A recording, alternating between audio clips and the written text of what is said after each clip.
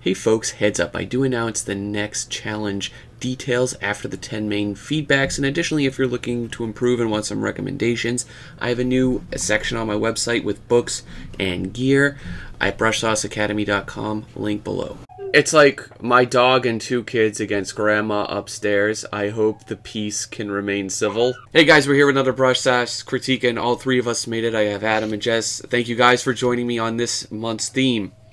Hello, hello, hello. Hello. And speaking of theme, I believe that is winter delivery. So there were many, of course, that we couldn't pick because there was a large submission rating. Most of those we didn't pick were lovely, but we were playing a little stronger to the theme with this entry, since there were a lot of, you know, so many entrants that are really well done. There were a lot of good entries that fit the theme, or there were a lot of good entries in general. So we ended up having to use the theme to kind of narrow it down to these ones. All right, so let's go. Let's start off with you, Kitten Bombs.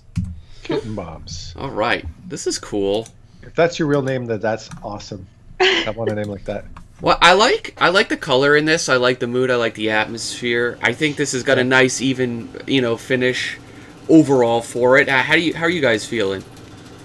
Yeah, one of the things I like about this one too is I like that the snow actually feels like snow. I think it's something I noticed in a lot of the entries was how difficult it was for people to capture kind of the qualities of snow to make it look like that. And I think they did a nice job with this. One of the things that is giving me a little bit of trouble is where the figures are in the center of the painting, and there's that dark gorge between them and the city in the background. Yeah. And they're kind of like that dark shape is kind of making that shape of the dog sled less clear. So it's kind of competing with it, and yeah, cutting the picture in a weird way. That's the first thing that stands out as troublesome to me. Yeah. Yeah, the eye doesn't intuitively go to the back where the delivery's happening. It kind of, there's this zigzag pattern going back and forth. Yeah, there you go. Yeah, almost unnecessarily so. Like my favorite or my least favorite part about this would be the actual composition. I like a lot of like the individual pieces, but I don't think perhaps this is the best way to put all the pieces together, right? It's a very kind of classic, let's zigzag our way there, but it's not really servicing the picture, you know, for this particular one. So, some people it does, but this, I just feel like it's, you know, almost kind of beating around, you know, the long way of things, where careful placement of some of these elements, and I don't know if it needs the gorge or like the bridge there. And I think too you're running into a little bit of competition of focus. So you know, you have this figure in the foreground with the dogs sledding up, and there seems to be a lot of thought putting into like making that, you know, the focal piece of the painting. But then you have this cityscape behind them with this light like very graphically cutting across like some of the higher buildings. And that light is the brightest point in the picture, so it's kind of saying this light back here is what this picture is about. This you know, landscape composition choice here. This is what the painting's about. And so, especially when you had that dark shape splitting the painting in half, it was really creating, you know, two different paintings that the eye wasn't sure which one the painting really was about. Yeah.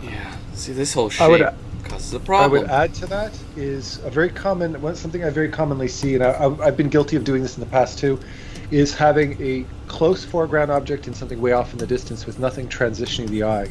Like a balcony in the foreground and mountains in the back. You want to have something that kind of, different objects that kind of pull the eye into the back, because it feels a little bit too one street to the other. Like maybe if it had trees, some nice winter trees, you know, leading its way, you know, up to the city, you know, and put snow on those, and you know, all the good stuff. It needs something though, right? Yeah, I definitely agree.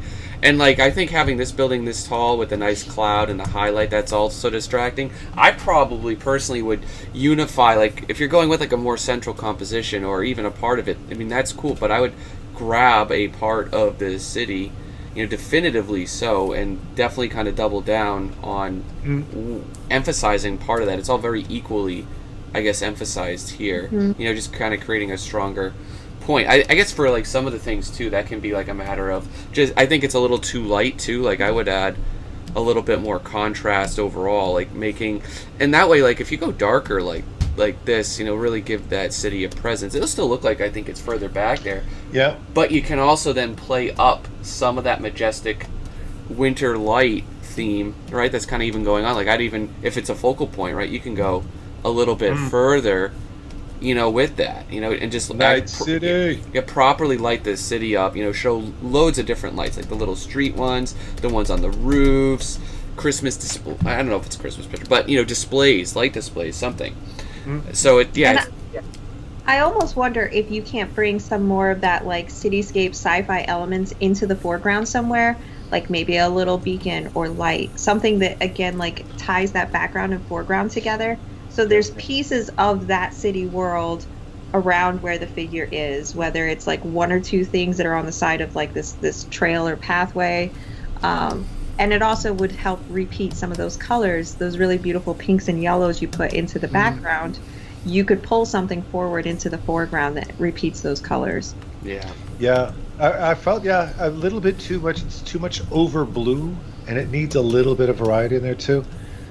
It's a bit fatiguing. Like I would probably like throw some other accents in there too, for sure. I'd probably like switch up the rhythms too. I'm kind of trailing off of my own thoughts. Sorry, but no, go ahead. it's very kind of samey in places. Not only with the colors, like you just said, but also with some of how things can get expected from that. But I see. I'm trying to avoid mirroring that. But I agree. It needs something more in the foreground. Maybe a gate, maybe a tower. I don't know a tower, but it needs maybe a paved road. It feels weird that you got the city right, but there's not an actual path there, or maybe show a path somewhere else leading to there. Something to kind of explain it. Maybe street lights, traffic lights, again the trees. There's different things you can do. It just feels a little disjointed, I think. It's also missing Canadians. Roads. I don't like seeing snow without Canadians. That guy might be a Canadian. He could be. Yeah, but then where's no, he needs a Canadian flag. Come on. But moose. I want a moose. Overall, lovely piece though. Another quick thought too is maybe to bring some of those pinky light colors into the snow to frame the figure, like just like subtle reflections off the snow, so it kind of like draws the eye to that focal point. Well, that's point. the thing. If you did like an ice, if it's like more of like ice and less snow in parts, you can get a sweet reflection that you can, if you're clever enough, weave into the design of the picture, to kind of make things really work. Push the eye around. It's gonna take a little effort for that though, for sure. All right, Crunchy Nut. Woo! Crunchy Nut and Kitten something? I'm digging these names. Who wants to start? Who wants to start? Okay. I'll start here. I can see one of the things that's hitting me is that white starched light that we kind of like that very starched light that we have hitting her. Something about that's very jarring against the tones, the background. Like that lighting color doesn't feel quite right to me. Yeah, it feels like the white and black, where they're using white for light and black for shadows instead of temperature shifts. Yeah, just shading and tinting, right? Yeah, for sure. It makes me think a lot of Dark Souls, actually. I can't remember what her name is on that balcony. Mm-hmm. Yeah, kind of giving me a bit of that vibe. But yeah. And I think also a very obvious thing that needs to be worked on is the hand. The anatomy of the hand is way off, and it's not the right size. It's way too small for her body. And since like the way that the picture is designed, the hand is probably like the focal point, that point where the bird and the hand are coming together. So that has to be done well. The hand has to be like on point. A little quick trick: the hand is the same, should be about the same size, same length as your sternum. So if her hand is holding out, just look at her chest, and you can measure the hand that way. It's a little trick. I would chop off, just as a side note, a little on the top and the bottom. I just don't think it needs it, if we're being picky. But I guess that's what people enter for, right? And maybe I'd separate, one more thing, I would just separate more of the trees that, because, again, it's the values, they're really competing with each other. Now as you were saying... I was just gonna say, I'm having a really hard time with the composition, how straight that like wall is behind her, the shape that it makes, either side of her, and it kind of like it's such a strong vertical line right down the middle of the canvas that it really is cutting the canvas in half and flattening the image. And I think you could get a lot more leverage out of like creating architectural shapes that kind of like curve outward into the sky. Some sort of awnings or things like that could make that shape more dynamic and organic and less of like just this geometric flat actually, rectangle. I think you've nailed it. You know what I'm actually thinking? getting rid of that wall behind her altogether. Just having the blue open sky behind her and moving the wall behind her. What do you think of that? I agree. Because it is. Look at that. It's going right down the middle, and that's like a big. Yeah, it's not the best idea for this. And then you got the light, the dark, and then you got another light strip here, which is it's because it's like gray, light, dark, and it's.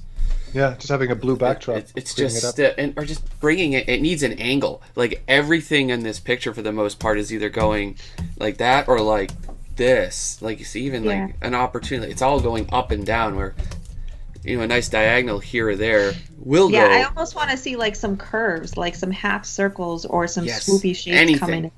Yep. Anything. So like obviously if there's still a wall, somewhere there, or I guess it still needs that context. But again, you could have like I don't know.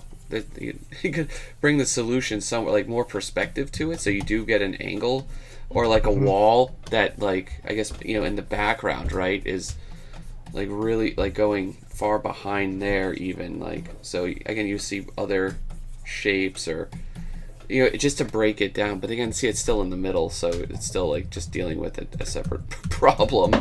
I think you want to design some sort of interesting architectural shapes that frame her nicely, that go around her in an interesting way instead of just the flat default rectangle.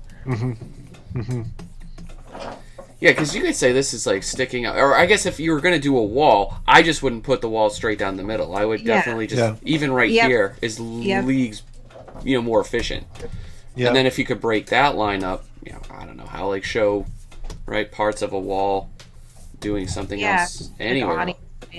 Anywhere. Or even like curtains, like if there's like, let's say there's an opening from a archway she just walked through, like curtains kind of billowing out to break up the shape. Like there's a lot of things you could do. You just have to be creative about the design choices. Yeah, what was the original opening was lighter, right? Lighter and orange. So yeah, just framing, I guess I'd go darker first, right? But framing where you want the openings, where you want that window or door, to kind of be it's just a lot over here. So you could maybe do more dynamic shapes, coming in with the sky. That's an option too. It's a tricky kind of spot. Yeah, I think you have a lot of options, but just think about the way that you're breaking up the shapes around her form to create like an interesting visual flow that you want to intersect with her, but not like to cut down the middle of the picture, but rather to create interesting negative space around her. Yeah, like I don't know if it needed. I guess kind of balance the warm of the dress. The tree didn't need that to be there, I guess. But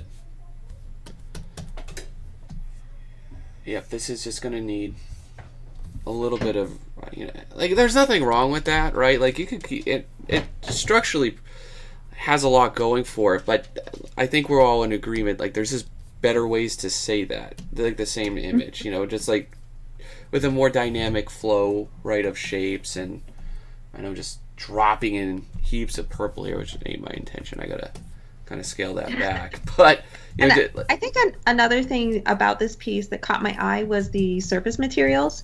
Because a lot of the materials feel samey. The rock feels the same as the snow, feels the same as the trees.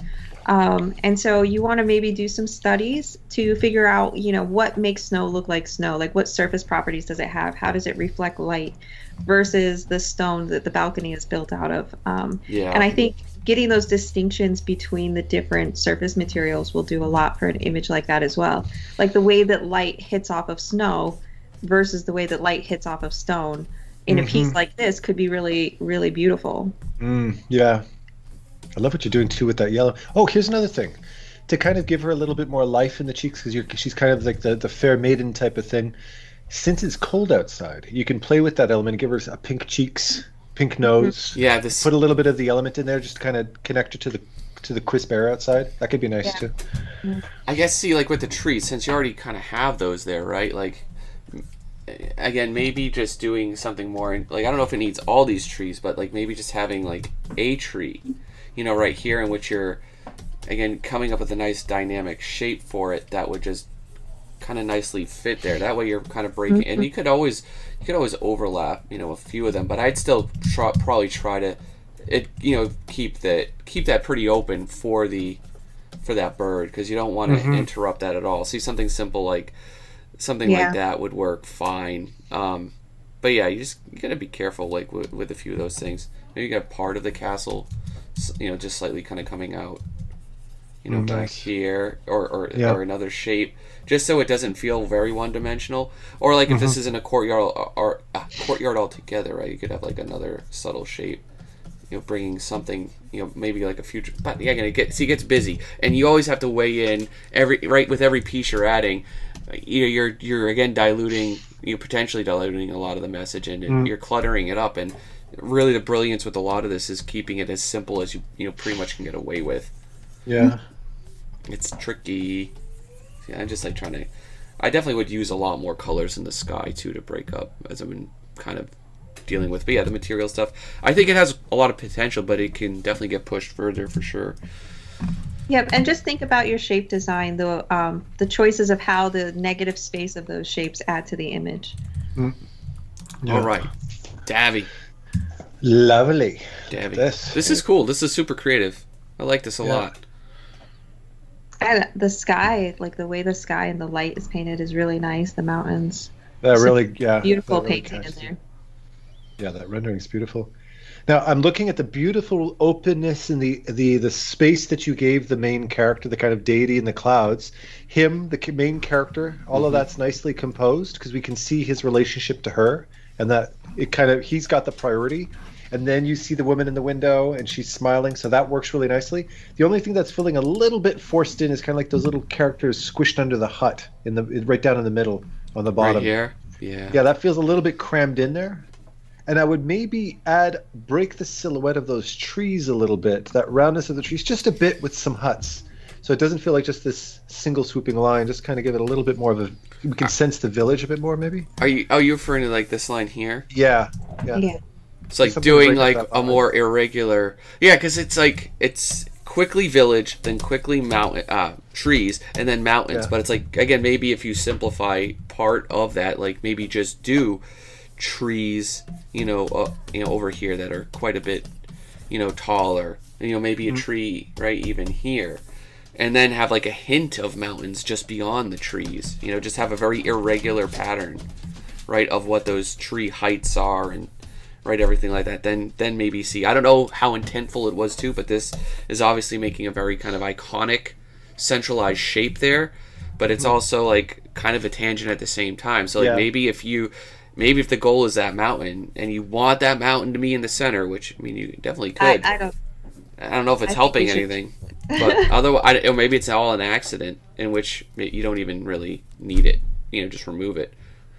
Or scale it down, bring it down a little bit. Or shift it over to the other side of the image. But it's just very awkward being right there. But I think this could be subjective. I don't know if you guys feel the same way, but I feel like the image is really busy with all of the different figures. You have her, then you have this main character, then you have like a less main character behind him, and then you have all these village people, and then you have this whole altar scene. And it feels like there's a lot of different paintings crammed into one painting. Yeah. It's deep. That altar seems to have purpose, but it doesn't have purpose. Or maybe it does. Yeah, the goddess is on it. Right? In case I would say to get rid of the altar altogether, because it almost, unless you can integrate the characters with it, it feels like you have three focal points. You have her, you have the main guy and the girl behind him, and then you have the altar, like three different paintings. You know what I'd actually do? We could kill two birds with one stone with this one. I would scale the altar up and use it to counterbalance the hut and the character on the left, and have it actually be a prominent. So we make that altar to deity connection. And replace those two characters on the right, and maybe move them somewhere else, right? Just scale that whole thing up and make it more of a focal point. I almost feel like the altar and the figures, if they're both going to be in the image, they should be linked somehow. They should be beside each other. They should be facing the same direction. True. Yes. Yeah. There's a lot going on here. I think Yeah. you both are right. And it's weird too with such a low or such an extreme angle, because then everyone's just kind of like walking around at the bottom. Yeah, very, very tough to balance all these pieces out. You could, even making, I think like blowing that up really does help, because it gets us right into the shot for sure. And then you can, like you were doing here, right, like really break up the layers, right, even do more trees, or even shorter one there, taller one, shorter, right, couple in there. Yeah, I think you don't even really need to deal with those mountains, honestly. Have these trees kind of come up, maybe some more so like that, maybe even see one right there. That way you'll feel like we're right in the forest with this little settlement. I still would probably try to find a way to get everything up. That's what my intuition's telling me somehow, just to like get that little bit further in this, we get a little more, a little more ground plane to work, because you can still do a very extreme angle like this, but still like, kind of see more. I don't know. There's a we're kind of cutting off the main character's feet in a sense. You know what here's the thing too. This is actually photography could help us solve this one to a bit. Whenever you're doing a big open landscape shot with an ultra wide focal length, okay, because it's kind of like an very classical landscape lens type of thing. You generally want to bring the camera right down to the ground, because otherwise an ultra-wide lens tends to push everything back, make everything feel far away. So by bringing the camera right down to the ground, you get the grass up in the foreground. You get the earth in the foreground. I was getting... Pull your eye in the back. Yeah. See, I'm going to do like even a little less warping too. Just a little less. It was quite extreme for a non-action kind of shot. Like if there was that type of shot in a film, it would come off really awkward, because something tranquil, right? Something nice and non-threatening and non-dynamic is happening, yet we're selling it with a very comic book style, aesthetic. But yeah, like you were saying, like you could have like white, so like white grass, the darker ones too. Like you can add the focal depth too with that, so you can blur them out after on the edges and things like that.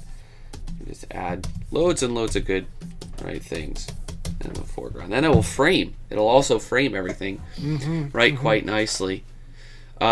Anything else you guys want to add to this? The rendering of the figure, it all is pretty nicely kind of tightened up. Gorgeous. Yeah, the painting aspect of it was really nice. It's more really even. Position and focal points that this one struggled with.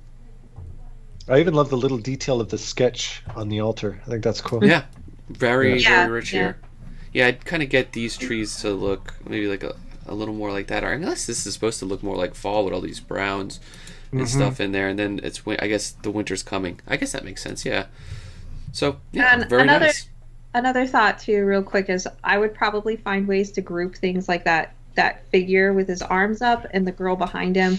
I'd probably move them closer so they overlap, so they don't read as two separate points, but they read as one point on the painting. Yeah.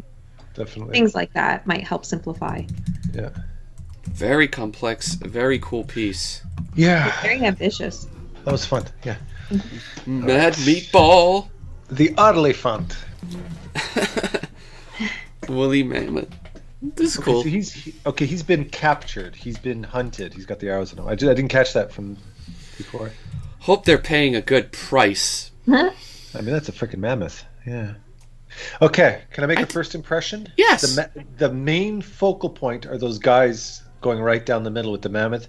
I would scale that up and fill the frame with that a lot more. Yeah, I agree. Because what we're witnessing is happening in the midground, where we should be seeing it more up close to us. Definitely.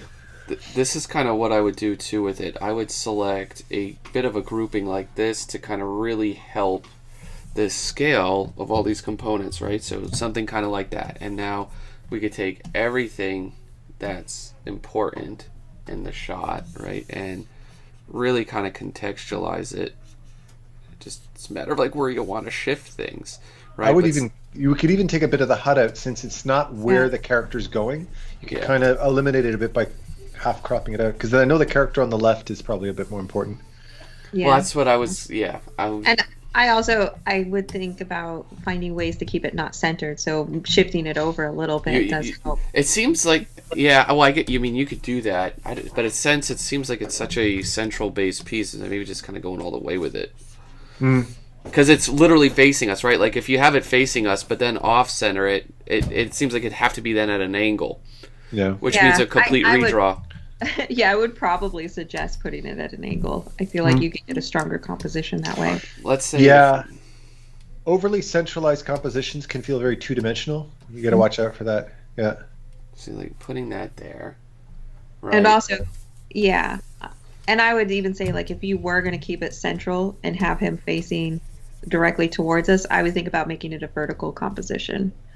Because then you get a lot of dead space on the sides.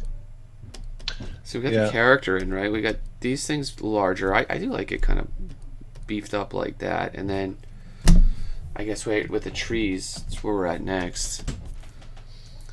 All right, so let's all agree, right? In a perfect world, maybe we wouldn't have it be as centralized, or if it's centralized, what we're gonna go with this sort of route here, where, all right, you just have to play with scale and positioning. I'm just painting my default kind of symbol for trees here. I know there's probably a lot more blue and green, but we're just looking for patterns, rhythms, and scale for that, like just to get those trees up. See, like you had here, framing. Occasionally, right, some of those, a group or a cluster of them here, right, doing a lot of these winter trees. Maybe I should have got a better way of doing them. And then if you want to do the lookout tower, or even the like a wall, you know, in the back, it seems like they had like some kind of barricade, you know, situation, right, set up like this in the back. So okay, because then you have the tower. So maybe again, maybe not having, well, rather than like one tower, maybe playing up, having two somewhere. I don't know, right? Like depends if you want to show, or if you want to get more of that angle, right, you could show there's a gate back there, right, that they came through, right, with the tower element, you know, to kind of create that depth. Kind of frames it nicely too. Yeah. There's a lot of things you can do with this, I guess, is what we're getting to. Yeah. And another thing I noticed too is just how dead the background space seems to be, like where the mountains and the clouds are. The shapes of those mountains and clouds aren't really doing anything for the visual flow. They're not really breaking up the negative space into interesting shapes that help the visual flow. So I think about designing those, like think of it as an abstract painting where those shapes in the background of the mountains and the clouds, how can they move the eye through the image and make it complement the shapes in the foreground rather than just kind of be placeholders behind everything. I think about the edges of the picture. How do those negative shapes interact with the edges of the painting? Because this painting, one of the things it struggled with was there was a lot of things going on at the bottom, and then the top of the painting, the top half of the painting just kind of felt empty, and nothing was interacting with the top of the canvas. So I'd break the top, right, with a mountain shape, a simple mountain shape like that, and maybe extend, you know, something, right, with all these lovely colors that you have going on up there.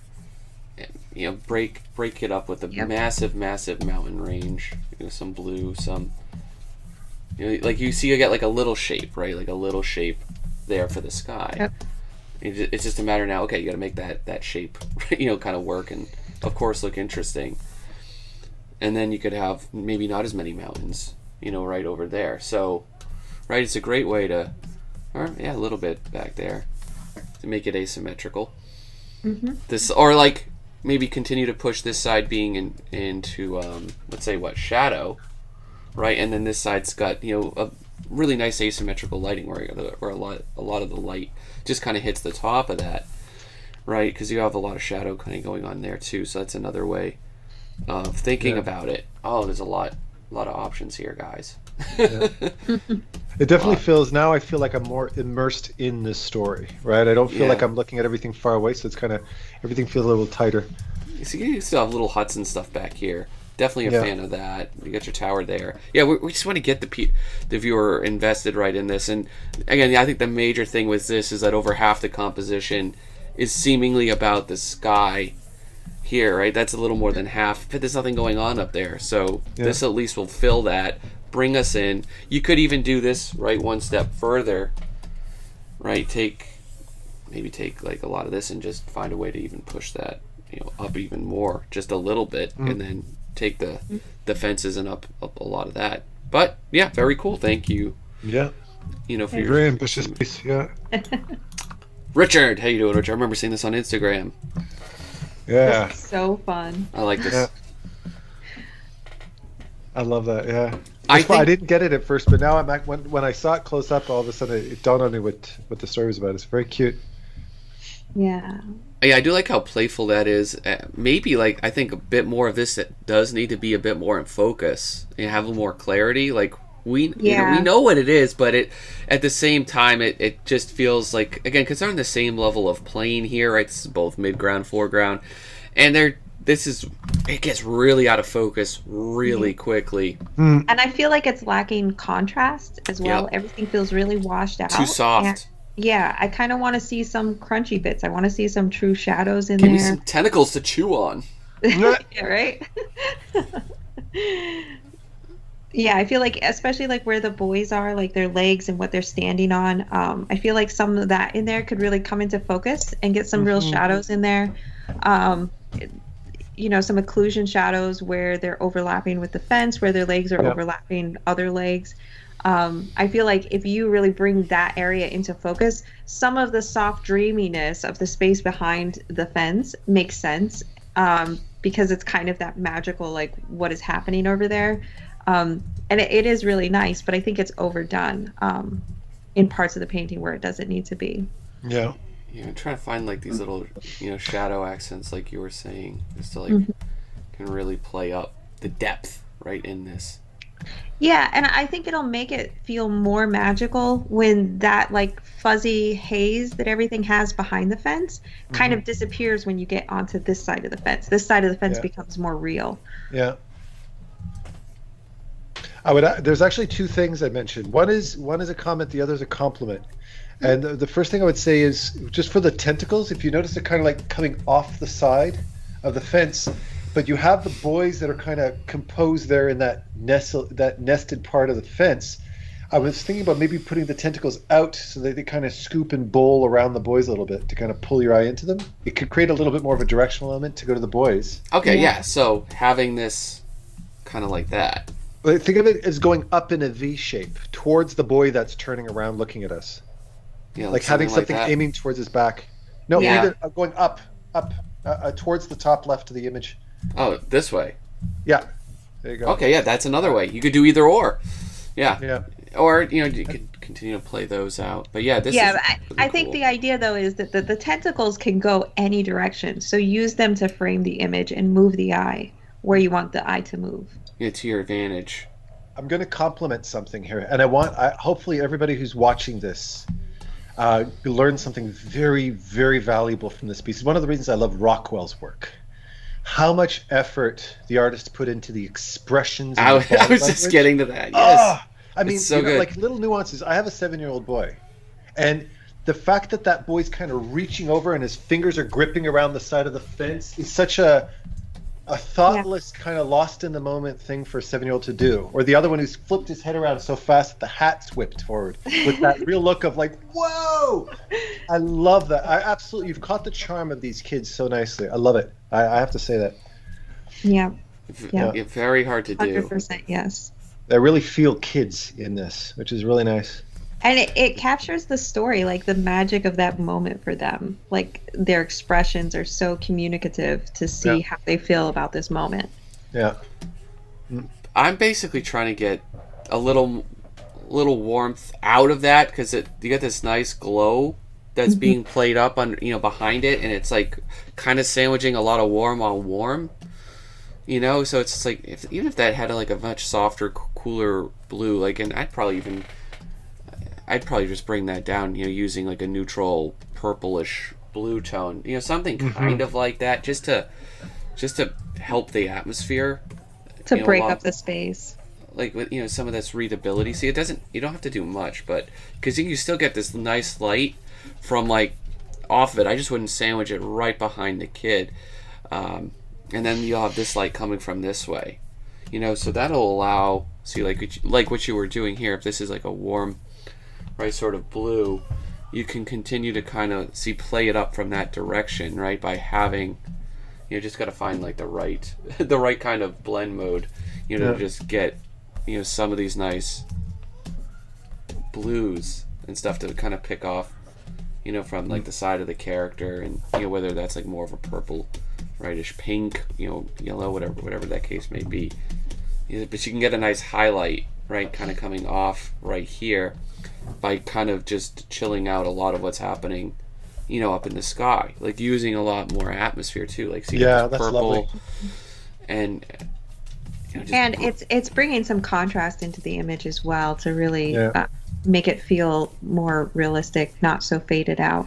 Yeah, you got to just get some of your drawing back in there. But yeah, in terms of just colors, just toning some of the outside back, and then this will feel like a lot more important too, and a lot more deliberate.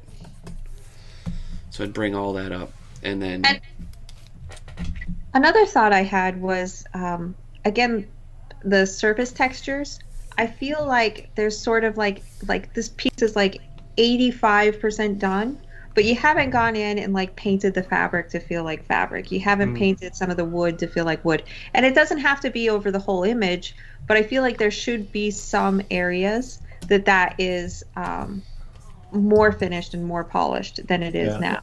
And even like I didn't notice for like the first few times I looked at this image that there's a cat in the corner jumping down, because it's so roughly rendered that it doesn't even read as a shape, let alone have any form to it. Finish the cat or take it out. Yep. So a lot of this stuff is like the idea is good and like the design of it is good. It just needs to be pushed another 10-20%. Yeah.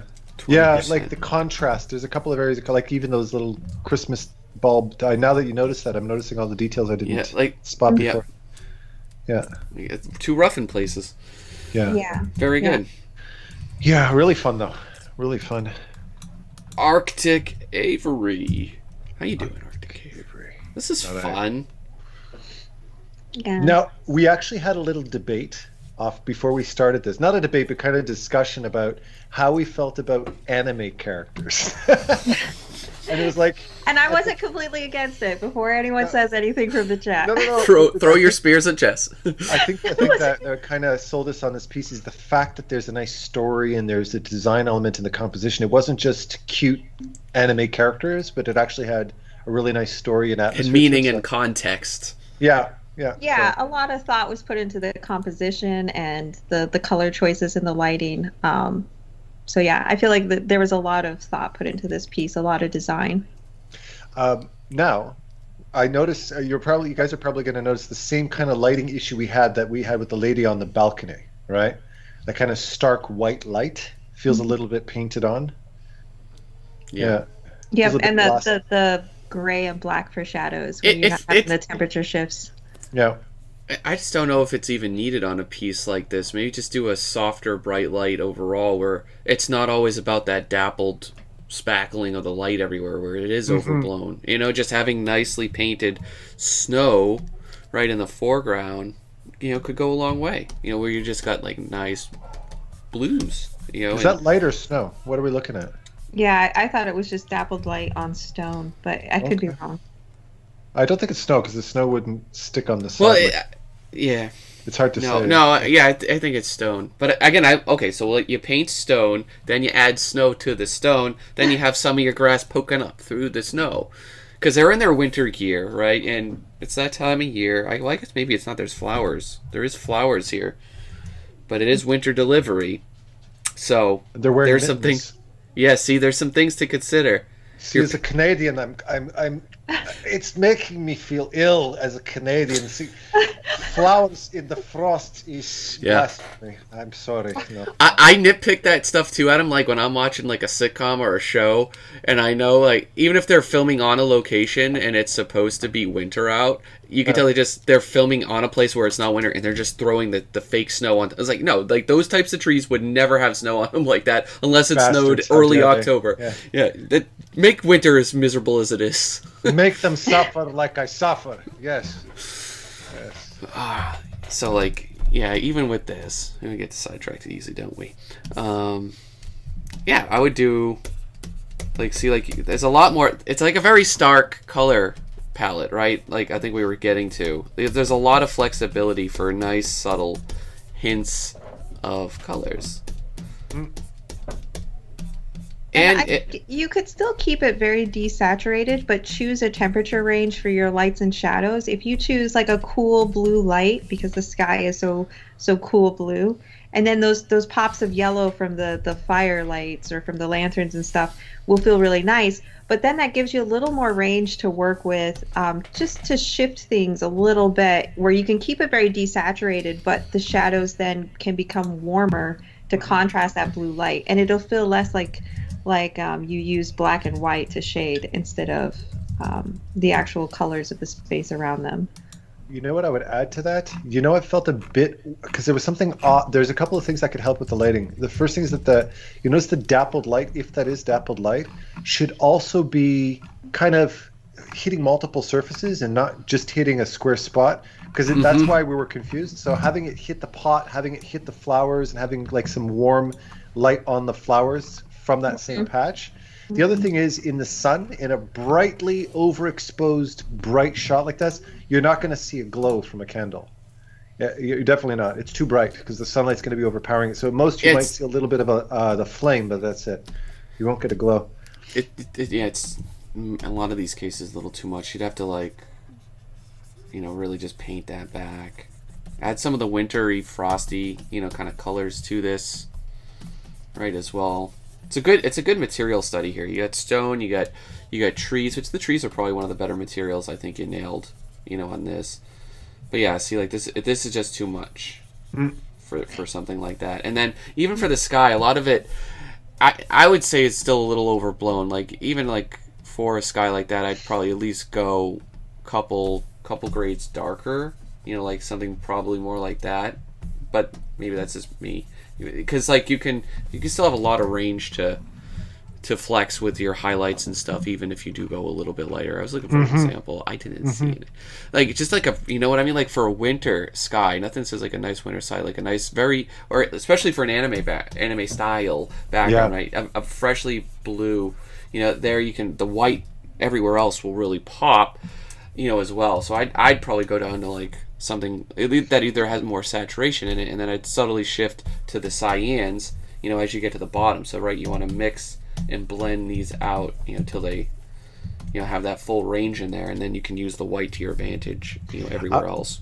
I'd even go and just grab a nice background scene from an anime and see how it's done. You know, like it's just they very often take a lot of the backgrounds from reference, so just do it that way, and it might help to solve some of these issues. And another thing that's catching my eye, and I don't know how much of this is like a style thing, and I don't know much about this style with the mix between the anime lines and the painterly background elements, but I am feeling like there's a feeling of arbitrariness about where there's lines and where there's not lines. So the figures are almost completely line drawn in anime, but then some of the like lanterns and architectural structures are half painterly and half line drawn. And then the background is completely painterly. So I would just find ways to integrate those so that they feel like there's more of a logical explanation for where they are, or distribute them more evenly. You got to be consistent. You got to be consistent with the rules that you're making up for your style, right? So most of these will do all painted on the backgrounds, and then the characters will have line. That's the most typical, right? Because they animate them. So you'd want to paint out the lines in your backgrounds, you know, to kind of achieve that way, because you have, like they said, it's just inconsistent, right, in that regard. Yeah, you know what too? On that note, the background has this touch of realism to it with the lighting and the texture. The characters are very cartoony, and that throws us off too. You know, see, like you want to add a little bit more believability in the characters. I had some nice little examples that kind of like, see, like none of these have a blown out white sky and stuff like that. Like they're, because like if you want to show that it's winter, you keep your lights for down below and basically things like that, and that'll help, you know, with that overall consistency, you know, as well. So I have the background. See, I'm trying to find one too that's also fairly similar to yours, and then you could add the frost, right, and things like that to some of the immediate surroundings. Yeah, but see, going deep with the blues is a really untapped sort of resource. I think you could really add, you know, to your piece. And look at all that atmospheric blue that's also hitting all the shadows. That's lovely too. Yeah, that's a great way to see, because there's no atmosphere really affecting a lot of these blues. One quick, easy way to do this before we move on, again, it's just to get, like, let's say a deeper blue that would be from the atmosphere, right, from the shadows. You could kind of, like, fill in. I think that's going to fill in. We'll see, right? A lot of the, maybe I got to go lighter, right, like that, and then you really can just drop it in on, like, a light in, you know, to kind of get you started, and then you can really adjust from there how much of that, you know, you want see to be visible. But it will start to kill some of the starker, or some of the flatness, right, within those shadows, and then you adjust it, you know, all throughout the piece. But really cool piece. Really nice. Yeah. What do we Fast got here? go. This is lovely. Change your tone. Very different. I love all of the different directions this has gone. We've got like comedy, we've got like endearing, we've got horror. This is fantastic. Yeah. That's what we were picking too. We were going for diversity in tone and styles for that hit the theme. To really this totally makes me think of Monster House, the style of Monster House. I love that. Now, there's a lot working. Just the first thing that kind of hit me, kind of pushing the blood. You gotta push the blood. Yeah, is the lights actually hitting the characters more from the front? So the fact that you just have this thin rim light is both not accurate, nor is it helping to push the narrative. So I would have the light hitting them from the front and bring out some more of those nice volumes for sure. And you could get some really nice shadows, blown out shadows going up onto the porch from them as well. Yeah, like see, like these shadows should be like that, and then like you guys said, really lay in the light on 2/3 of these characters probably should be in the light. Yeah. Like, gosh, I'm gonna mess that up, but this is creepy. I love it. It's been great. It really is. Yeah. Levels. Right? I would also have some light hit the welcome thing too, because there's a little bit of a dry humor in that. Yeah, I was gonna comment on like the little touches like that, the little Santa welcome sign. But yeah, that should have light on it as well. Yes, this needs to stick out. Like, I guess probably too, in reality, a lot of this would, if it's getting hit that much, it'd really get blown out, but we wouldn't want to do that entirely. So just doing little things like this, right? Jack up that lightness, and then just make it like, right, so you see all the contrast, and then you can make it, you know, probably like a little bit warmer there, so it's a little consistent with the, I don't know the easiest way to do that, trying to take the blue out. But yeah, there's nothing creepier than happy faces in a horror movie, eh? Hey, boys and girls. I would push the shadow too, because I feel like you have such a cool setup here with the lighting that playing up where the light is hitting and where those shadows are stretching out can be a lot of fun. The red light in the car is also a very nice touch. Beautiful. I would take, honestly, I'd take see, it's like too soft for what this is. I mean, it's beautiful, but I would also see like how much can you get away with the contrast and the clarity. See, like really kind of pushing that range so it feels really kind of separate from just like the ground. Sorry, we got problems upstairs. An artist must train the voice. They must train the instrument. Here's a compositional element. Since he's delivering it, there was something that was throwing me off. Although I love the way you drew those Christmas lights, the placement is blocking the door. I would have kind of shifted that. It's a bigger thing, but shifted it around so that we're seeing a direct line and an opening to the door since he's delivering it, and have even a bit of light shining up from underneath the door to emphasize the door, to show the fact that there's a delivery, right? Yeah, I was even thinking if the door was cracked, that could be really interesting too, because it just implies this extra space, or maybe another person or something. But just having that door cracked open with a little bit of light, I think could add another dimension to the piece that could be really fun. Yeah, something like that, where you just balance that out just enough. Otherwise though, this is a really cool piece. Yeah. Sold. Yeah, this is good. I mean, I would just continue maybe to see like how far you can push, right, and get away with the light and the hitting the fronts of these, and then darkening, right, because it's going to be very high contrast, darkening like the back. I'd even go pretty close to like almost full black on some of those for sure. And that's going to help pull the eye to those figures as well, because right now it's getting a little bit lost in the sense of like everything has kind of a samey quality to it. So when you really push those lights and darks around the figures, it's going to bring them into focus even better. Yeah. I'm just getting everything it should be just super high contrast. See, like that, if that's like a bush, right, you could get a lot more out of these shapes and stuff over there. Things like I was saying with the truck, get a little washed out. But yeah, this is great.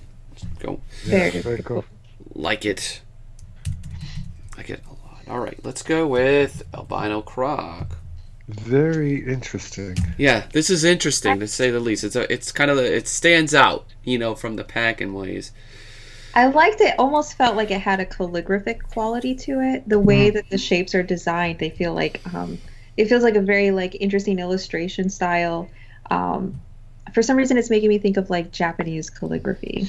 The shapes of the dark against the light are very important, and I think that there's some really beautiful choices made in there.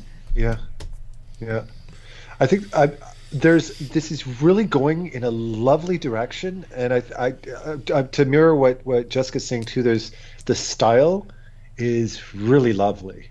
I think the thing that might be throwing it off is it's more technical things, like the anatomy of the arm is kind of disjointed, and that doesn't read very well with the positioning of the arms, especially for that main character in the foreground. Yeah. But I would move that arm out of the way. The one that's pointing and doing this, that one that's actually, I think it's off. And I would just. Oh, see, I read it wrong. I thought that was the other arm behind it. Like I see, like I totally missed that this was kind of coming out. Yeah, there's a lot of clarity, a lot of clarity issues. You're reading it correctly, but I didn't see it that way at all. I don't even know. I'm not even sure, to be honest with you, because it could be a value thing. Like if you use value to separate it a little bit to show which one's coming forward. But yeah, also if that one is coming off of the closer shoulder, it's way too short. It's like missing an elbow or something. Yeah. The symmetricalness, I guess, of how the wings may be positioned here, like that. I don't know. It seemed like it'd be more dynamic while we're picking on the main character. You know what I would add too? Just be careful. You notice that 2 out of your 3 characters are cropped off the side of the image, like the basket and the foot on the one in the foreground, and then the one on the right, his feet are cut off. You don't want to do that, generally speaking. You want to move them into the shot or extend your canvas a little bit more. Consider, yes, you're 100% right, which is, I was going to get to this next, is like you have like in the center of your image a massive space with literally nothing in it, and you're cropping and squeezing characters, and that's a good sign to me that it's like you got to reposition your elements. Like there's no reason, like you have the real estate to kind of account for this, so make it service everything. It's free real estate. It is. And I would even say that because you do have so much like empty light space, which is one of the appeals of this piece, is one of the things that makes it pretty, is that like balance. But I would use those light areas to find ways to do beautiful things with those lights, like to have just little impressions of light colors, of reflecting off of the snow, beautiful textures. Just think of it like in an abstract way of how you can make those light spaces feel beautiful without filling them up with stuff. Yeah, lighting is always a great way of doing that. Oh, come on. Yeah, but you get the idea. Can move that and then get this guy into the shot. Then you got a nice threer, right? Uno, dos, tres. There you go. So your thing, you could play up like some of that space with the light too. See, I wonder, like, I think I made a copy of this, right? Like sometimes what I do is go maybe like a little darker than you need to, and then that way you can kind of flex the light and the light decisions in some of these other areas, right, a little bit more. And this is going to come off heavy-handed because I'm rushing here, but like if you were going to vignette behind the character, right, with the light, you can maybe the easiest way to do this, right, to select color range. Yeah, see something like that, right, and then you could start. I'm on the wrong setting, right? But you could start building up some of the frosty frostier like colors and elements. See like where, because he's sprinkling stuff like in here and stuff, right? Like that's something you could. Where's that brush I had when I was accidentally marking things up? Like I have some kind of little textural ones, yeah. Yeah, like but you can kind of start to play up some of these things so it has a little more of that variety in it. But how much you push or pull on that, it's entirely up to you. I think this could be really nice if you push the warmth in the light, or have like even like what he's doing, where it's like a little more magical, whatever he's doing with his hands, but then the space around them, the light could be a little warmer and it would reflect through their wings and create these beautiful kind of golden tones throughout the piece. And then the shadows could kind of go into some blues that could be really pretty, like because you already have them as a green, so you could just punch a little bit of a navy blue into a few areas of the shadows, and you could create some beautiful color ranges. And that's what I'm trying to do here, is push the temperature shifts, right, with the warms and those cools just a bit more. So you could see warm, cool, or however you want to arrange it. Like particularly see like in the wings, right? Like getting, actually that's a deselect, right? Like getting some of that light. Not necessarily the way I'm doing it there, but getting just little bits of it shining through like a leaf almost. Yeah. Getting like a little more there to draw it, but that's some of the things I did consider. Yeah, I just realized what I liked about it so much too. That there's a lot of kind of, as much as it's a lighthearted fairy piece, there's a lot of death in it. Like the actual fairies themselves look like mummies, like dried mummies. Yeah, the wings look like dried leaves, and I like that about it. There's something kind of creepy, cute, creepy, beautiful about that. And I think there's like a really beautiful. The way that the shapes are designed, there's like a shape language that's repeated throughout this that is really nice. The way that the hip bones arch out of the one that's arching backwards, that kind of mimics the shape of the pointy leaves and sticks. Like there's such a really nice cohesive feeling to the way that all the shapes relate to each other. Yep, this is a fun one. Yeah, this is pretty. See, just like it's the gentleness. Like this takes many good layers of what I'm doing to build up and refine. It's a great painting to kind of really play off the subtlety of what you can do with that lighting and the shifts. Very cool. All right, that leaves us with Axel. This is such a fun piece. All right, I have very few things I can say about this that'll be kind of just deliberately deliberate and blunt. Like I think too much of the mountain here, for example, and everything over here gets, just a little too lost. And I think the easiest way to do that is just to kind of force in, maybe under color balance, actually, just some blues and some of those shadows. Things like, see, like getting, not so much like that, but right, if I go in, see, just to get a little bit more solidarity, or out of some of that. Maybe that's not the best way to fix it. We stand in unity with the mountains. Right. It's just it doesn't feel as like too light. Yeah, I think I'm feeling like there's a lot of empty space in this one that's not being used to enhance the image. In some instances, it kind of makes sense, like around the stranded, around the vehicle and all of that, like in the street, that kind of has a nice desolate feeling. But then it keeps going and it starts to feel like the painting goes on a lot wider than it should. Maybe I almost feel like maybe if you cut the empty side of the image down a little bit and moved some of those elements closer to him, because it feels like there's a lot of dead space in this image, and you have such a great concept, and the way that the Santa and the vehicle are painted is lovely. And even the little reindeer, it feels like there's a lot of just dead space. You know what I'd do? I would fill that dead space with the deer, because kind of look, when you have the deer hiding behind the bush, it implies that they're fearful or they're shy of Santa Claus, but those are Santa Claus's deer. So what I would have had is had them right up behind him, kind of sniffing, going, "What are you doing?" Right? Having them right up on the shot, because it's even hard to identify them, and that might make more purpose out of that empty space over there. I get that. Yeah. Ah, You have a he's got reindeer brushes. Yay. Who doesn't? Little cheat. I come ready. It's like this Celtic deer. It's. I've never That's used hilarious. this once. I've never used this once in my life, but now. That Right, deer is about to yeah. kill Santa Claus. Oh my god. You know, but yeah, very having I convincing, think you're right. You know, just have that deer be walking and not look all vector stock, but Well, as a supporting character of Santa Claus, I would have a curious deer looking down, sniffing at him, going, "You know, what's that? What are you doing?" And Santa Yeah. Claus kind of sitting there all annoyed, kind of like a kid watching Dad fix the tire, right? That kind of scenario for sure. So characterize the deer should be very important supporting character to Santa Claus in that shot. You're missing a good opportunity there. yeah, I think those are still just a little too disjointed for that the way they're executed currently. We can get some mountain stuff in the background, and then maybe like because you have some nice shapes here. You could pull those very nice. for like again like the clouds. You know, like we've seen in some of the other shots where you know it kind of goes like that, and then into not so much blue, maybe a little more purple, right? But you can get some nice vignetted shapes, and then of course they can be softer.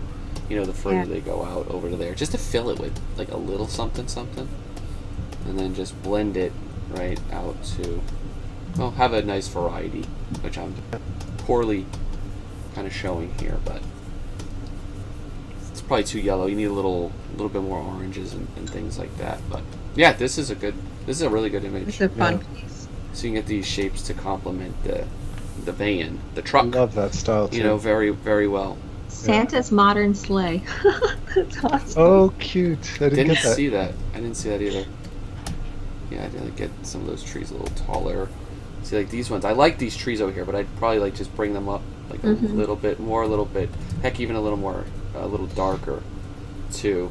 So again, you have the sparse trees, still like showing, and all their branches with the snow on them. You can still have some of that over there too. This is a great piece. Yeah. Just a few tweaks here and there. Love it. All right, Smith and Mitt and Socken. It's not in English, that's for sure. I like this. Jennifer, I can read that. It's really sweet. Yeah, this is great. I like how simple and direct it actually is too. And I think the composition of it is actually pretty well designed. The eye moves around Yeah. the way that it needs to through the image, which is nice. I think maybe it's the colors that are throwing me off a little bit. I'm getting a little bit of like this blown out white, where the white isn't doing a lot for the image. Yeah. You have kind of these local colors. You have like the trees, the wood, and then the creature are all in these yellows, and then the environment all around them is in blues. And there's not really a crossover between the two. It doesn't feel as integrated. So it feels like those three elements have this local kind of ochreish color, and then the lights and darks are just extensions of that ochreish color. And then the rest of the landscape is this blue color, and the lights and darks of it are just variants of that blue color. And I think you want to kind of bring some of those warm colors into the blue areas and vice versa. Yeah. Yeah, like getting into some of the mid-tone range and the transitions.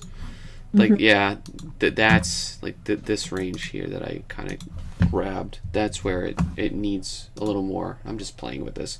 I don't know where. I don't know where it's going. I'm just having fun, just getting. Another thing you do is that foreground white kind of light that extends right to the bottom of the page. I would maybe try adding a shadow in that area, and it kind of keeps the lit area in the middle where you want the eye to stay. Yeah, right? I definitely agree with that. I was looking at that. It was like the first thing I was like, does it need it? Yeah, it probably makes it easier just to. I agree, Adam. That's there. Yeah, it kind of pulls the eye in a bit more. Very a la any animation background, you're very often going to see the vignette technique used like that. Just localize your light a bit more. Yeah, look up some Bambi backgrounds for this. So, but yeah, with that said, there's still like some of these other colors. You can really pull like just to show like, hey, this is the top, right? Then maybe it gets like a little more purple or something like that, on the sides. But getting that full range, for a lot of that. See, like I pulled the whites down quite a lot. Is now you can go back in there if you really want to add, you know, or really kind of use some more of the, like the colors, you know, to kind of say something. So Yeah. right, like if like I don't know, it's hard to tell which skin tone or which, you know, is it fur, is it skin? There's a little bit of a material problem going on there as well. But yeah, like see, like if you got light here, it really bounces and you see like nice little brilliances of oranges and things. Same with like in here too, like accounting for that bounce light, you know, will go a long way. I also think I would push the gesture of the hand dropping the tiny tree in front of the house. I feel like that really is the heart of the piece right there. That's the thing that sells this painting. Oh, And yes. I didn't even get that. Yeah. The face, I mean, the face of the creature obviously has subjective importance. As human beings, we're going to look at the face, but I feel like the face almost should be downplayed compared to the gesture of the hand. And I think it would be a stronger piece for that because it really sells the moment rather than the character. Yeah. Yeah, have him looking down. Like like right now he's kind of staring forward, but the You're whole right. gesture of him looking down at his hand will help to emphasize that the importance is what he's doing with his hand, right? Yeah, and that really is like the moment of the whole piece that makes it endearing, that makes it heartwarming. And Or you can yeah, snap his neck. There's The that. the Band-Aid fix. and That's what I do. Maybe even break up some of the colors. Like you have like this huge white mane going in all directions around him. Maybe go back in and paint so some of those are brown and some of those are more tan. So it's not just like this huge cloud of white around his face. And it'll help kind of take it down a little bit so it's not taking over the whole rest of the painting. Because it is a very dominant part of the painting, the way that it's designed. Yeah, no, you're right. That's great. Yeah, I just want to get like a little bit more range in there. That way you could take like, I know it's supposed to be like a darker background too, but like getting a little bit more neutrals, like we were talking, is part of the troubles. See, like if I take like that whole shape, you know, maybe remove like a little bit there, and of course you could add or subtract some of those as well. But even taking this now, right, and going quite a bit, you know, darker from it, but you know, it starts to bring, you know, things into context. And like you said, right, getting the top, say, of the character and starting to fill that with what am I trying to do here? Add that some more shadow, right, essentially, you know, to that. Yeah, so it feels like the light is cutting across the bottom there and the character isn't quite so illuminated. Yeah. It's nice. Yeah, it definitely pushes the hand pushes our eyes to the tree. The thing too, be careful because that tree is a focal point. That little highlight on the foot right next to the tree is a bit distracting. I would get rid of that so we really see the tree specifically, because it kind of pulls our eye away from it. Kind of muddies up that statement there. Yeah, that is, since I added a little bit to that problem. I'll be the first to admit. I was like, oh, I see a highlight. Well, let's make it glow. Yeah, not. I guess. And I think that glow would be better served down towards the door. So you gotta downplay this quite a bit. That's still pretty nice. And even have like that. Just like we did with the horror piece, the murder piece, have a crack in the door and open it up to show that there's somebody living there. Because I didn't even notice that door up until you guys mentioned it. Yeah. And it's such a cute little story when you look at it like that. Just kidding. Using the old grass brush just to, you could continue to sprinkle, like, see, like here, even like getting, right, seeing some of that light break up, you know, into the shadow area, and then you get the snow, and little things like that can really kind of help it. But yeah, there's still some things we could do, sure. But yeah, playing this up is a great way to, and I got some awful digital effects kind of going on there. That's the idea. Yeah, downplay some of that. But yeah, this is a cool piece. Yeah, greens, really sweet. I love the idea of it. It's great storytelling. There is a lot of classical paintings and animation backgrounds though you can easily reference for, you know, finding the perfect colors, you know, for like what to use on a lot of these. It always would, you know, like, see, like I'm adding a little bit of that if you want to show like a little bit more of that balance, because you don't want to go blue and then straight yellow. Getting that balance and that transition is probably the hardest part about nailing a palette like this. So it's not that, it's like when someone uses just black or white for for tinting or shading, but like to build that up and to eventually bring that into the warmer tones, that's what takes a lot of effort. See, like just shifting it one way or the other too quickly, and then you start to get, it'll look too, color's tricky. Little color accents are nice too. The warm yellows were more of like almost orangey, and I think that might help stay away from the green, because green feels a little incongruous with the rest of the palette. Yeah, you gotta it's all about getting that purple and this blue here harmonized, but that's the tricky part for doing this. But yes, this is cool. This is beautiful. It's like you could even, if you're careful, you could get a little bit of those highlights, in the background. It's still getting like coming in. If you're subtle about it. Yeah. Just to be that 100% consistent.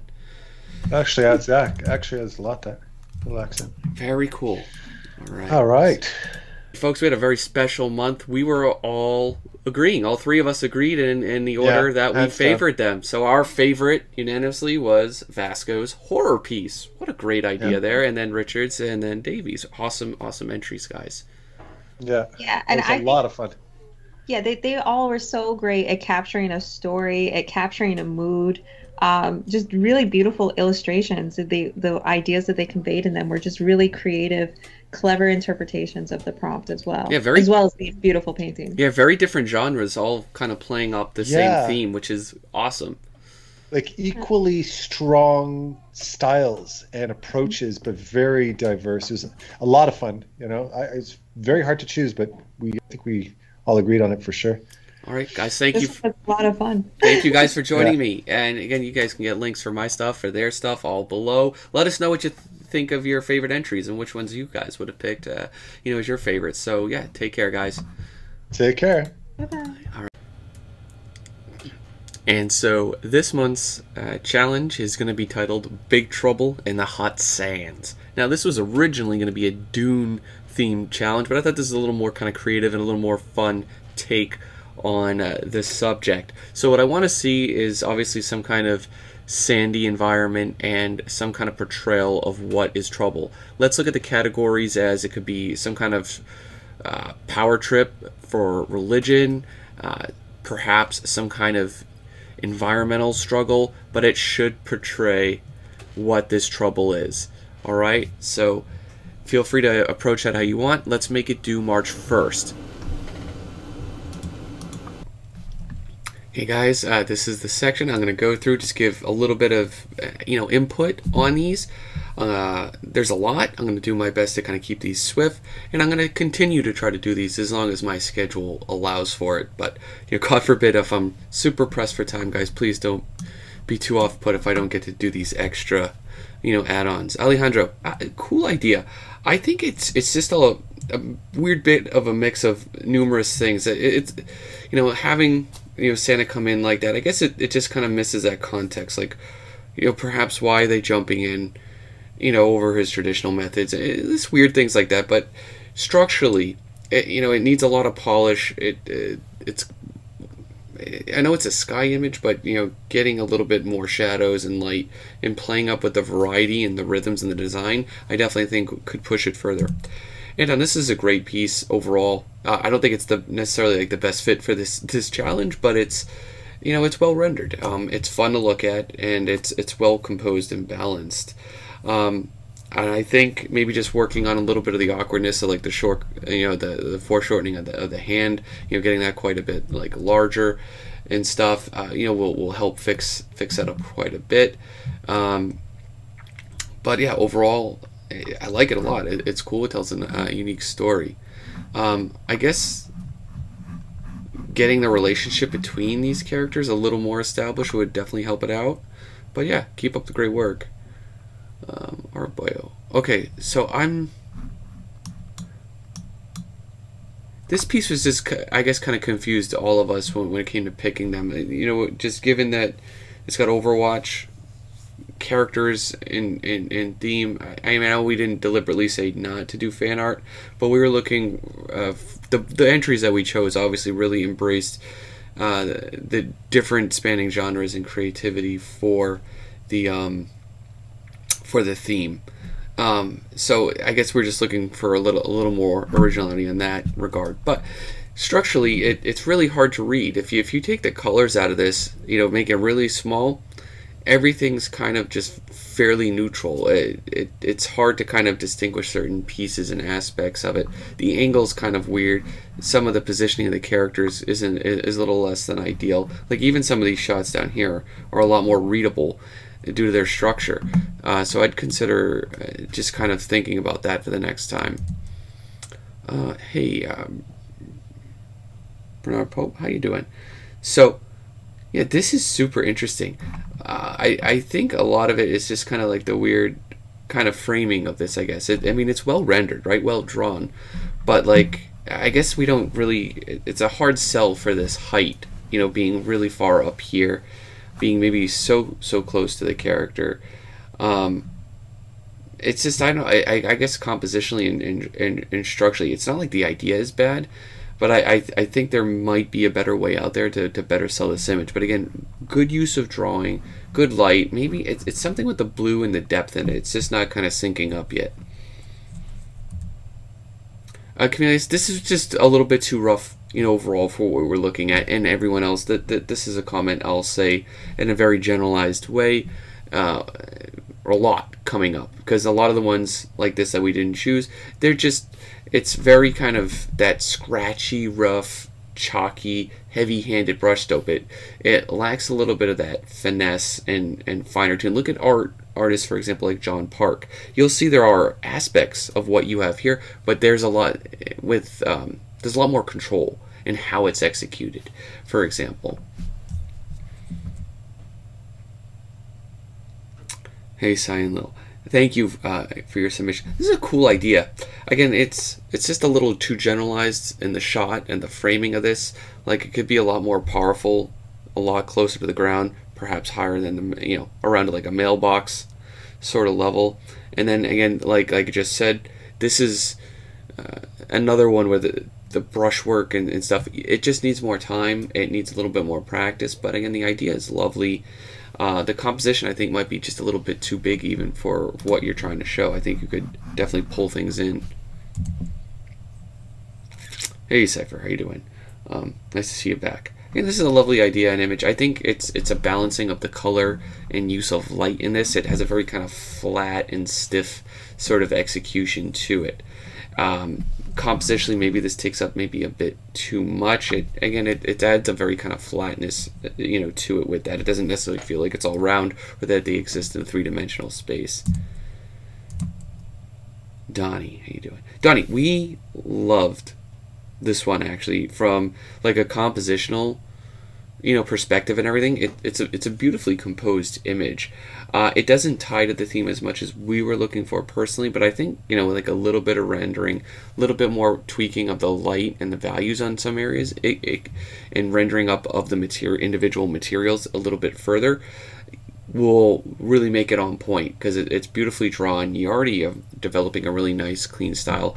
And it actually reminds me of some of the Six More Vodka sort of levels of finish. So I look at some of that artwork, Six More Vodka Studios, see how they can kind of push some of the materials and lighting on that. I think, you know, you'll be in a really good place. Hey Jefferson, how you doing? Again, it's a nicely composed image in that it's readable, it's simple, and it's direct. Very cool idea. But again, with this, it's just another case that the rendering on it's really rough. The edges can be a hit or miss on a lot of places, and some of the forms fall flat as a result. So it's just one of those things that just keep getting this mileage, you know, plugging away at the rendering, the referencing, and tying it all together, and you know, you'll be hitting some really high notes soon. Hey Josh, yeah, another one with I'll add the comment of just it's a little rougher than we were looking at, but compositionally it has some elements that are really nice going on. But it seems like you set this big stage here for the framing, for the composition, for these characters to look at. But you give us nothing to look at, nothing to chew on at all. You need to put something here. You're all lines and sights are, but if this is something here, I can't tell what it is at this point. It's just too rough. And you know, Adam and Jess felt the same. It just you need to sell what, you know, that image is about, which it's not doing that yet. Marshall, all right. So this has got some cool things going on. Obviously, got some nice effects. You know, a little bit of use of 3D, at which you know, Adam felt that the 3D needed to be a lot, you know, better integrated. You know, there's parts that just feels way too stiff, you know, in that regard. But I think you know, it's getting there. This is still like a little bit rough in terms of what's going on here exactly. A little more clarity will help. You know, so just really keep at it.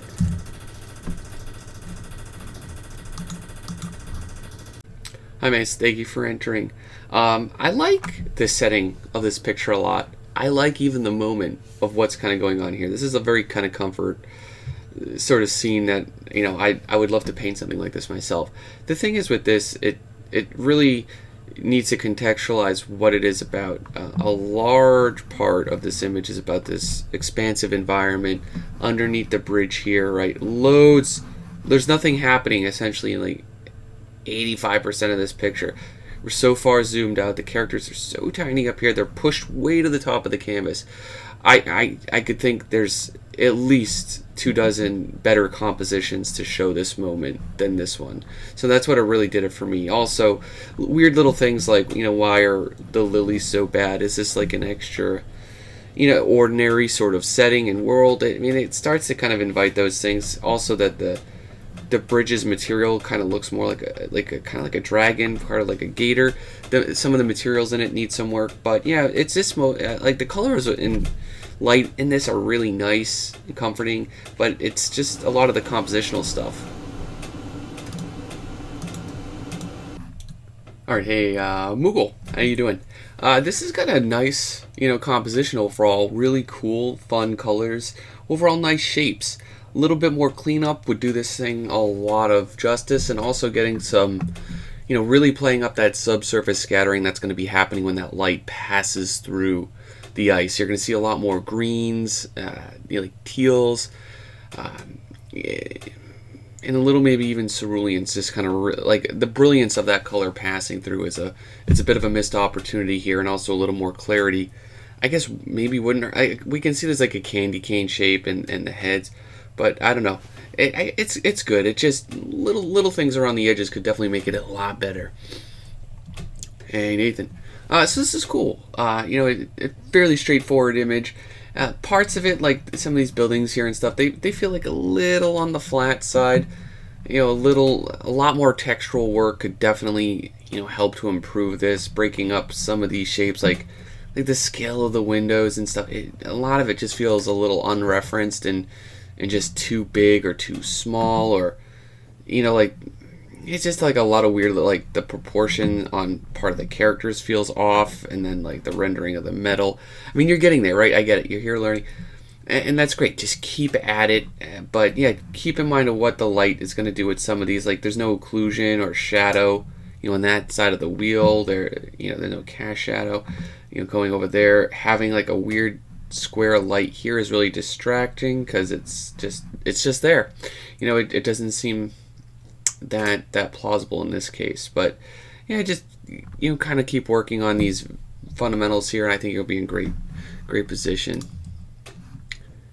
Hey Neox, how you doing? So this is compositionally, right, speaking, like everything here is straightforward enough, right? You got a village up there, you got a house up there. But like everything with this is like super expected in regards to like what's kind of going down here, and you're telling it in the flattest possible way, almost like an old folklore, folktale sort of painting, tapestry type of way. It just feels super flat. I think part of that's lighting, part of that's the rendering, part of that's also the composition. It's just everything on all those fronts needs to be throttled up, you know, quite a bit. And there's like, that's like the trick, right? You can take something simple, maybe even mundane like this, If you have excellent composition, excellent lighting, you can make the most simple or boringest thing look extraordinary. So it's a little more practice, all right? Pickles on mayo. I'm not a fan of pickles or mayo, but you know, I like this picture. Again, it's got lovely colors, you know, a nice simple story. There's like little woodland critters in there, which you can't hate those guys. They're adorable. It's a nice composition. Again, it just didn't. I think what it did for us three here is it just didn't do anything like extraordinarily better than a lot of the ones we chose. You know, just overhauling maybe a little bit of like I say composition, which is a very general thing. You have some nice roughs, but again, I even think some of these other ones here are a little stronger. I think like this one, and balancing out that negative light shape, you know, could do it justice, or creating even more overlaps in the front parts I think could help as well. But again, the rendering could be tightened up, you know, quite a bit. But yeah, it's a likable piece. It's certainly charming. Raven, how you doing? So yeah, this is like those paintings you see often online. I forgot the guy's name, right? But the thing with this is and as cool of an idea as this, like I'm all about a mech leg sort of Santa carrier here. It's far too rough. It needs a lot of tightening up to just look like, you know, a rough sort of sketch. But I think, you know, if you tighten that up, get a little bit more variety in your neutrals, this would be a really sweet image. Hey, Sammy. This is cool. I like this. I like the character. I like the whole moment. And this gets a little flat in here. Like I would, if you have the light coming behind the characters, I'd try to play up the rim light, kind of hitting this, like, even the subsurface, scattering on some of the lighter pieces like on the map and stuff. You could really play up that brilliance, you know, of it. But a lot of, like, again, even the background and some of these lights, it gets too blown out, I think, too quick. A little bit tighter control on the subtleties of those colors will do that wonders. Scarlet Force. How you doing, Scarlet? So this is cute, right? This is this is charming. Again, maybe it's like the weird. I think parts of the graphic shapes and styles work really well, but other parts, like not having finished facial features and like the hair, it seems like a collection of different ways to execute an image that, you know, like it just feels incomplete in a lot of ways. I don't know how else to word it, but I would definitely consider like revisiting the art direction on it and getting some references for how like you would want a final polish on something like this to look. Seb. Anyway, so this is cute. You know, again, I like this. I think maybe having some of the hill here, I get like you want to frame the character, which maybe again proportionally is like a little weird in places, maybe like a little tighter or a little, maybe like a little smaller hand. It's not bad. Maybe like, I think maybe it needs like longer legs overall.